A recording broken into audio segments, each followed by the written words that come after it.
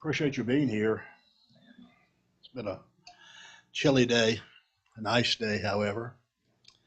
Glad to see you back with us. Had lunch with George today, and he indicated he's hoping that Lucy will be able to come home in just 2 or 3 days. They seem to be making some progress with her, and the medication that they've changed is working, it seems. And so we're glad for that. But please keep her in your prayers and keep George in your prayers as well. And may I just say, if there's anybody that we need to be praying for, it's Lisa Potter. And I hope that you will do that. She is a dear, sweet lady. And it just seems like the further she tries to get ahead, the greater backsets that she has, and she's having such a difficult time with her husband Butch getting the therapy he needs to recover, and losing her brother, and then with a sister who's in the hospital. It just seems one thing after another. And please put her on your prayer list and mention her name often. I still believe in the power of prayer. And I know you do too. So please keep Lisa in your prayers.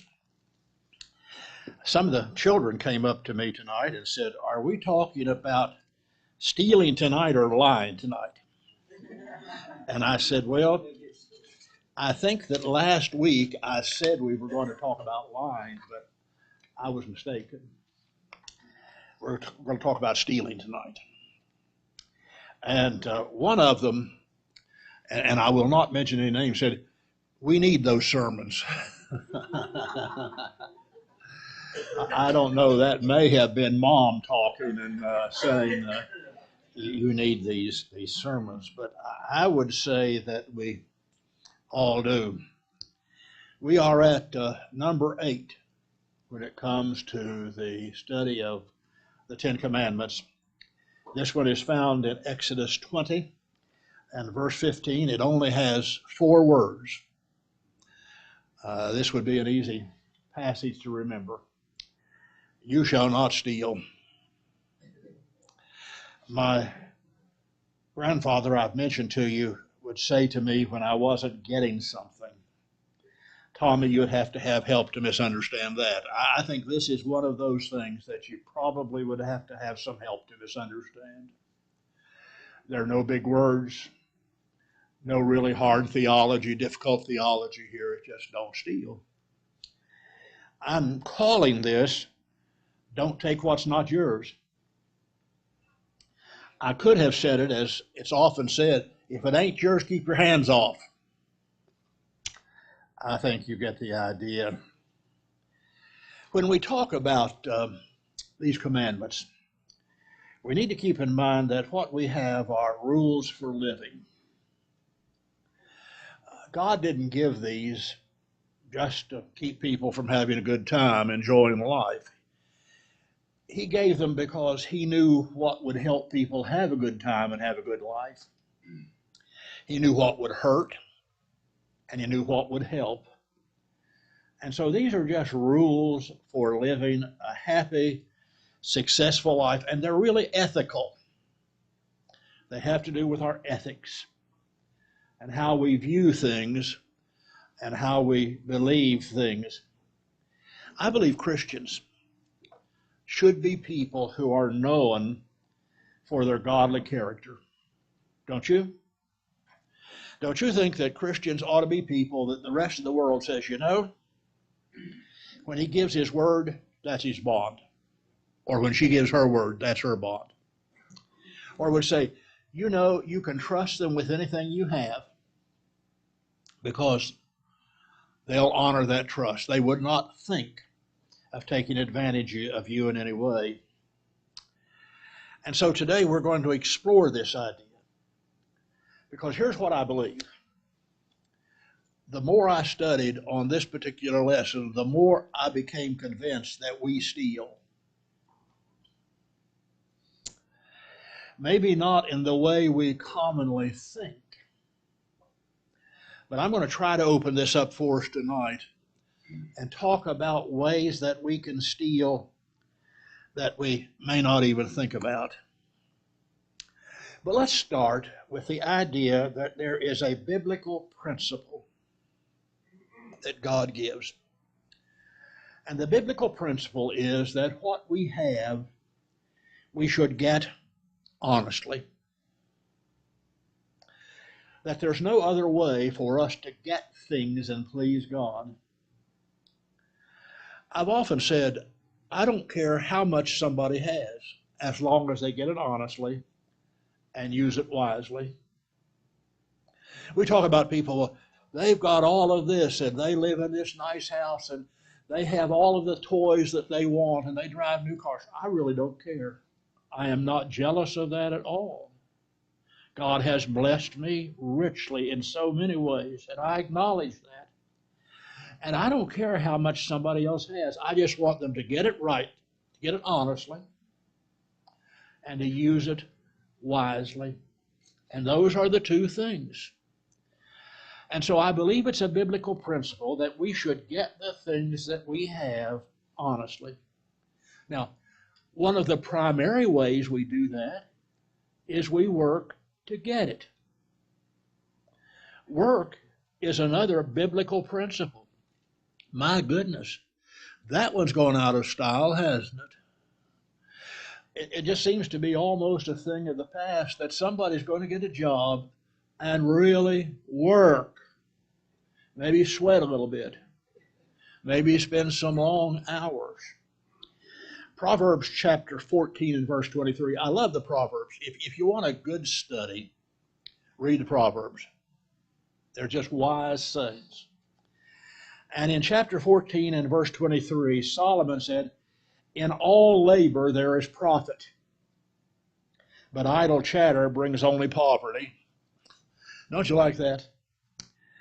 In all labor there is profit. But if you just sit around and chatter idly, then that's going to lead to poverty. 2 Thessalonians 3, 10 through 12 gives the principle, lays down the principle that you need to really work to get what you have. If you're not going to put work into it, you ought not eat.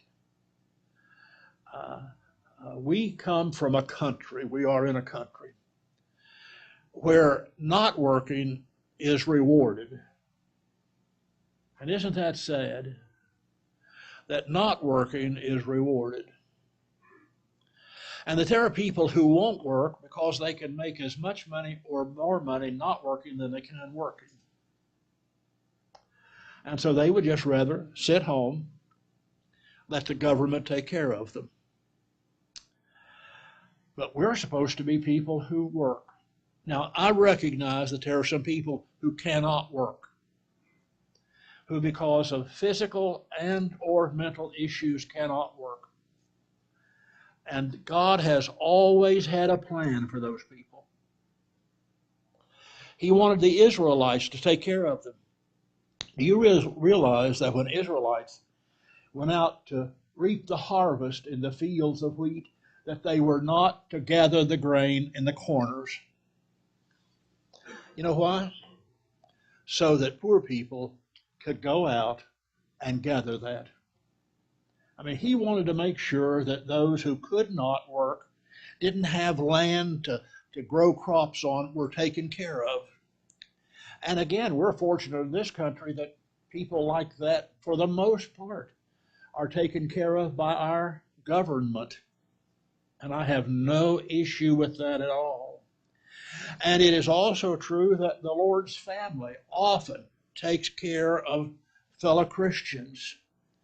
So I'm not talking about people who can't work. I'm talking about people who can, but just won't. And so a provision, one of the things that God has said, one of his rules is you ought to work and earn what you have, and you ought to use it wisely.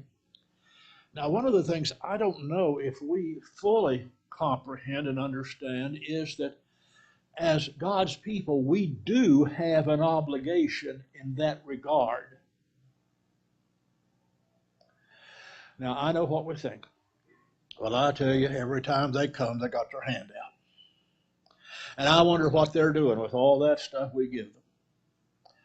Will we make mistakes? Yes. I believe if we're going to err, we ought to err on the side of mercy by all means. And I've often said I'd rather help 10 people who didn't deserve it than to fail to help the one who did.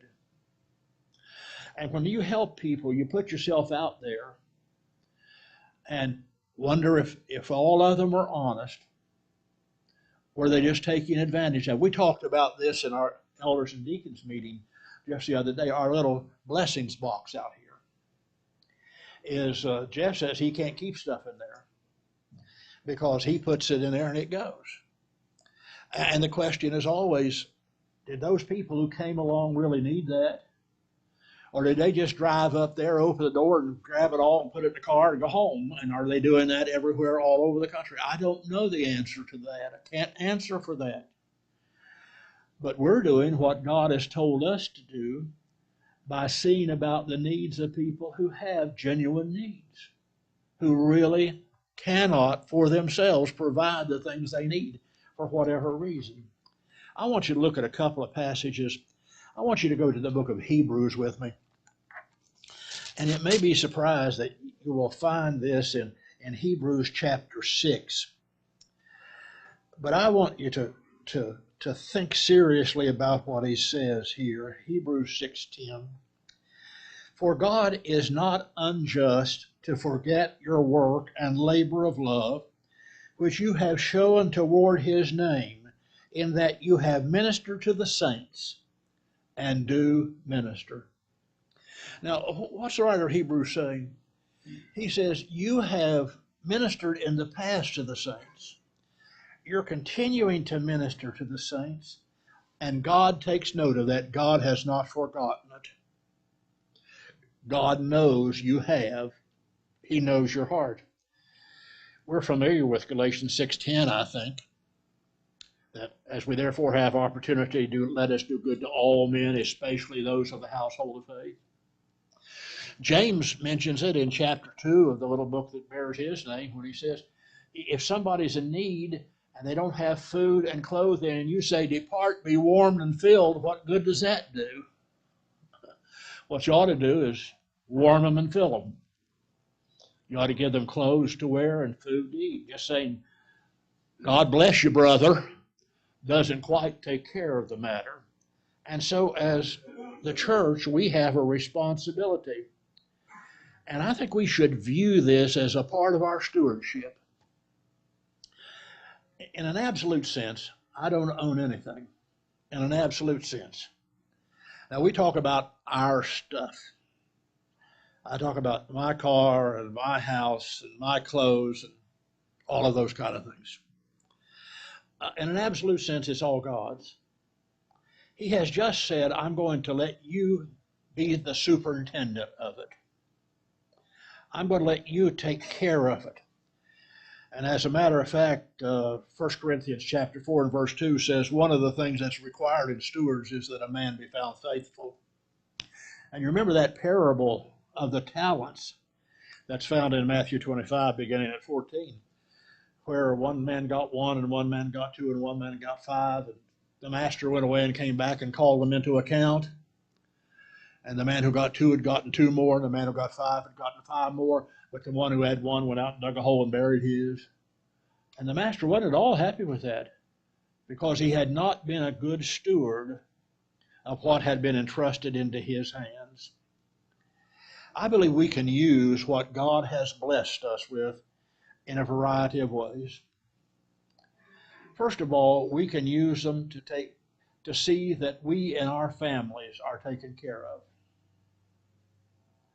Now, guys, I think you know that under normal circumstances, that's our responsibility. Now, this doesn't say anything about women working. I'm not against women working at all. And sometimes, because of the way things cost anymore, it takes two incomes for a couple, if they have children especially, to live. I about did a A happy dance coming back from lunch today. I saw in a gas station that the gas was down to $2.99. I thought, what's wrong with this picture? $2.99. Can you believe that? But when you stop and think how costly everything is, from a bag of groceries to a gasoline in your car, to the rent you pay, or to the mortgage you pay, or to clothes, or to whatever it is, sometimes it takes two people working to get that. But guys, it's our responsibility to lead the way in that. As a matter of fact, in 1 Timothy chapter 5 and verse 8, Paul said, if a man will not provide for his own, he's worse than an infidel. I think our New King James says unbeliever. The Old King James says infidel, and I like that. It makes it sound really bad. If you don't take care of your own, you're worse than an infidel. And our own may extend outside of the confines of our address on the street where we live. It might also include parents. Isn't it interesting that for many years parents take care of children? And in many cases, there comes a place where children take care of parents. Sierra and I have been through that with both of our parents.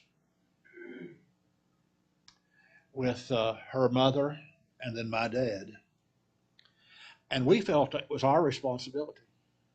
We felt it was the responsibility of the children to provide for their own. That was her mother, that was my dad, and we believed that it was our responsibility to do that. Folks, we have a responsibility there. If you don't take care of your own, you can't ship them off to somebody else to be taken care of. Now, again, I recognize, and we had to with both of our parents, because of their getting to a situation where we could no longer keep them in the home. They had to go to a facility where they could be taken care of 24 hours around the clock. That was one of the most emotional, painful decisions we've ever made, but it was the right decision in both cases because we just couldn't take care of them anymore. It was beyond our ability physically. I believe we can also use that money to help relieve human suffering. Here's another passage. You need to know where this one is. If you don't, you need to jot it down. Ephesians chapter 4 and verse 28. And I will tell you that maybe situations where how you read it changes the meaning altogether. And this is one of those passages that does that. Ephesians 4:28. Let him who stole no more, but rather let him labor with his hands what is good, that he may have something to give him who has need. What's one of the reasons that we labor to have? Not only for our own good, but to help somebody who has need. Catch that? That we have things in our hands, and one of the things that we do is we share with those who have need. And may I just say, it's amazing what a fresh battery will do. But I will say that I am really impressed by what our congregation does along that line. This is a generous, generous congregation. Now, I think sometimes we feel like people have come to the same well time after time after time after time to get help for somebody, and we think, oh my goodness, what's coming up next? But we've been good to respond. Now, I told you this was one of those verses that it depends on how you read it. Let me read it a different way. Let him who stole steal, no longer working with his hands. You see, I guess it does depend on how you read it, doesn't it? Where we put the pause, where we observe the punctuations. But he says, but let him who stole steal no longer, but rather let him labor, working with his hands what is good, that he may have something to give him who has need.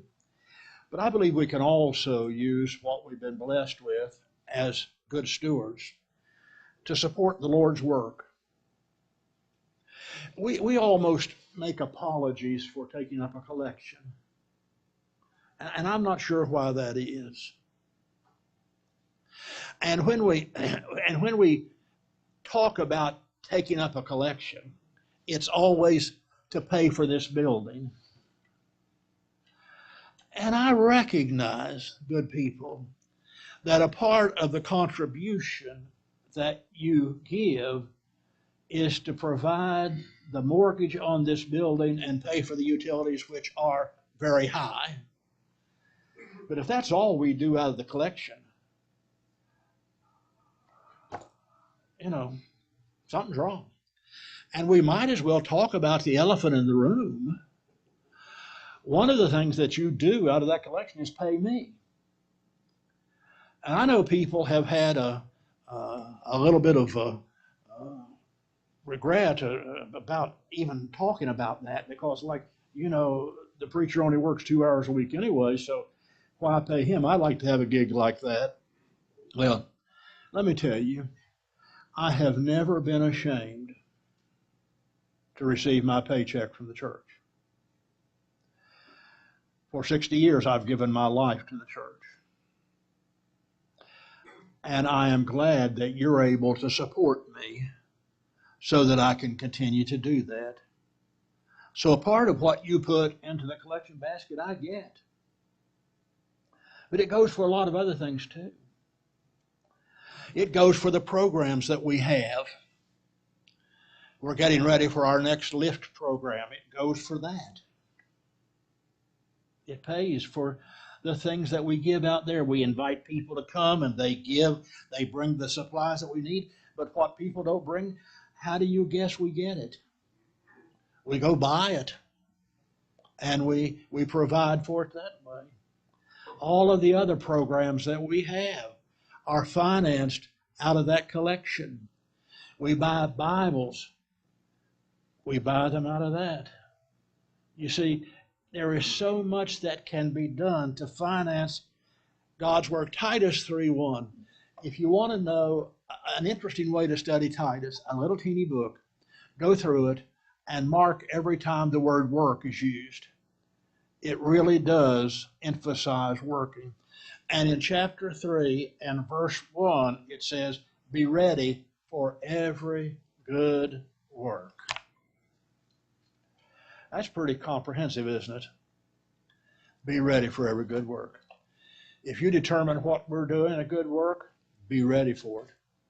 Be ready to help support it in some way. And of course, 1 Corinthians 16:1 and 2 says that on the first day of the week, we're to lay by in store as God has prospered us. And so there are things we can do. We are stewards of what we have. We get it honestly. We use it well. And we can use it to do the things that I've just enumerated. But are there violations of this commandment? I mean, is it enough for me just to say, now, don't go out and steal anything now? Can I be more specific with that? What about taking property and or money that is not rightfully ours? Now, that's the one we think of most often, isn't it? And so we talk about burglary. We talk about fraud. We talk about embezzlement. We talk about shoplifting. They won't miss it. You know, great big stores like this, they write off stuff anyway. And so if you go by and pick up a tube of lipstick, or if you pick up a flashlight, or you pick up this blouse or a tie or whatever, they're not going to miss that because they just write stuff off like that. Folks, you want to know what that is? That's stealing. If it ain't yours, keep your hands off. I don't care how small it is. I was reared in a way, if I had stolen a piece of bubble gum,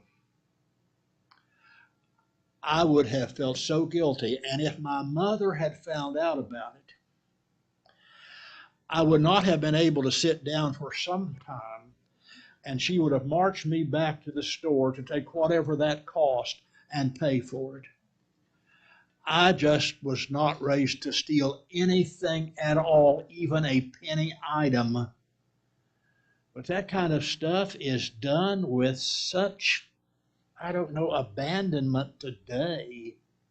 And it is a shame, and it is a violation of thou shalt not steal. What about, guys, I'm sure we've never done it, is padding the expense account. You know, that's stealing from your employer. You know about falsifying tax returns? Do you know that's stealing from the government? Well, they steal from us. You're missing the point. What somebody else does or doesn't do never justifies any wrong behavior out of us. So don't cheat on your taxes. I don't like paying them any more than you do. I'm self-employed. I don't know how that works. I don't know what they were doing the day that they decided preachers are self-employed. But in some stroke of genius, I'm sure they decided that. I'm no more self-employed than you are. I mean, I get a paycheck, and if you elders, I was really concerned this morning or this evening. I was sitting back there talking, and the three of them were up here talking. That makes me real nervous. I don't think I was getting my walking papers. They haven't told me yet, anyway, if that's so. But I don't want to cheat, and I have to pay quarterly. And boy, that hurts every quarter to write that great big check and send it into the government. I don't like that, but I do it. But I do it because, as a Christian and as a citizen, it's my responsibility. What about leaving a debt unpaid? We don't like to talk about that one, do we? It's real easy to beat somebody out of some money somehow. Just move off and leave no forwarding address. That's stealing, people. It's stealing. It's dishonest. Thou shalt not steal. And then what about failing to give full value for work that's done or items received? What about cheating in a business transaction? Well, I sure took advantage of him. He doesn't know. I knew what that was worth, and he didn't know what it was worth, so I got it for a song, and boy, that's stealing. That's cheating. That's being dishonest. What about failing to pay fair wages? Well, I got him to work for me because, I can take him to and get him a Happy Meal, and he's happy. That's cheating. That's stealing. What about overpricing goods or services? I've learned that I always break down on a trip when I'm nowhere near a reputable dealer for cars and some fella in a filling station who tells me he can do it, but I'm kind of over a barrel, right? Well, that's being dishonest. That's stealing. What about stealing from an employer? Well, it wasn't much. Did you hear the story, by the way, about the fellow who went out every night past the guard with a wheelbarrow full of straw? And the guard would look through the straw and couldn't find anything. Next day he'd come with his wheelbarrow full of straw, and the guard would look through the straw and couldn't find anything. So after several weeks of that, he said to the fellow, he says, I know you're stealing. I just can't catch you at it. If you'll tell me what it is you're stealing, I'll let you go. I just really want to know. The fellow said, are you serious? He said, yeah, because I know you're stealing. What is it you're stealing? And the fellow said, wheelbarrows. You got to think about that one for a minute, Donna. You got it, didn't you? Yeah. But sometimes we just think, okay, it's such a small thing. And what about stealing less tangible things? What about Cheating on an exam.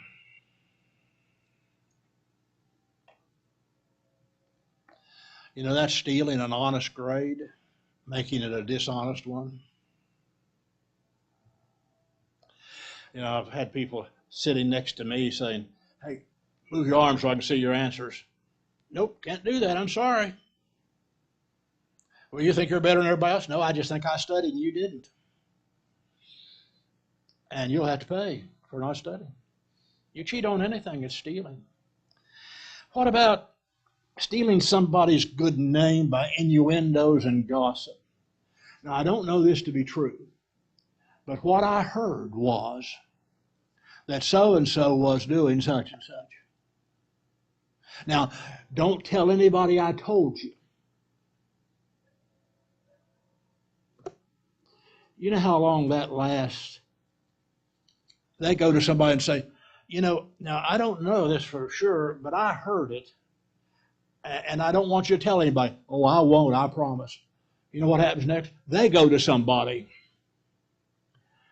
and before you know it, you see that coming back around to you. And it doesn't touch top, side, or bottom of what it started out being. You know, that's stealing. That's stealing somebody's good name. You don't have a right to mar anybody's good name. Why would you want to do that? I don't think you would want somebody doing that to you. What about violating a trust? You can trust me, and then you find out you can't really trust them. And then the last way that's a violation, what about failing to give liberally to the Lord? At the end of the Old Testament, last book in the Old Testament, Malachi chapter 3 and verse 8. Malachi the prophet asked a question, will a man rob God? Now you've got to know something. You've got to know how Malachi is written. It's written where the prophet asks a question, and then he says, but you want to know how, so let me tell you how. That's the way Malachi is written. Will a man rob God? And yet you say, how have we robbed God? In tithes and offerings. Now, they lived under the tithe system. And Malachi said, when you fail to give as you should to God, you've robbed God. Now, I can't go home with you, and I can't tell you how much you're supposed to give. That's something strictly between you and God. I don't know how much anybody in this congregation gives except Sierra and me. She writes the check and I deposit it into the collection basket. And somebody said I was in a bad position over here to get anything back out of it because I'm the first one. And it's empty when it comes to me. And so there's nothing for me to take out, so I just put some in. But do you believe that if you work, that you ought to give into the collection basket, into the treasury of the Lord? Do you believe that? I believe that. I don't care how much is it you make. I believe you have that responsibility. And to fail to meet that responsibility is to rob God. Simple as that. He's the one that allowed you to make that money, whether it was $1 an hour, or $4 an hour, or $15 an hour, or whatever. He's the one that allowed you to make that. And we joke sometimes. We say, well, I'm going to double my contribution. I'm going to put $2 in this week, $2 in this week. And you notice sometimes people that have everything under the sun, all the bells and whistles and all the toys and all the playthings, just aren't liberal with the Lord. I'd hate to think that I gained anything I have at the expense of stealing from God.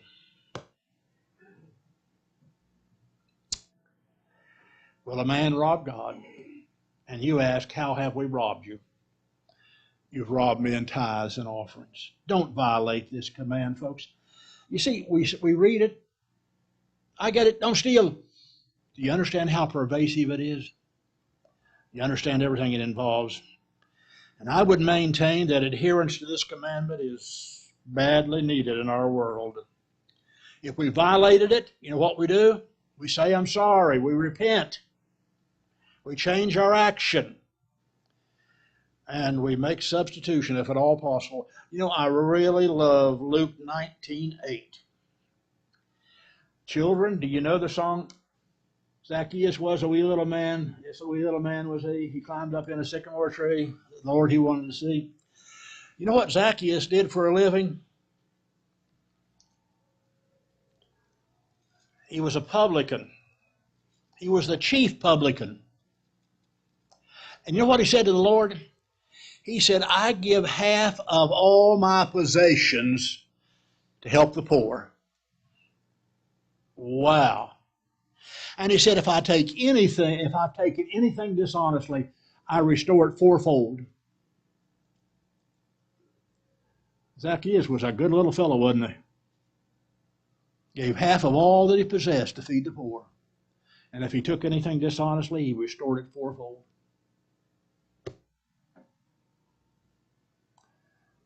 If we can, we make restitution. We restore. Well, you've listened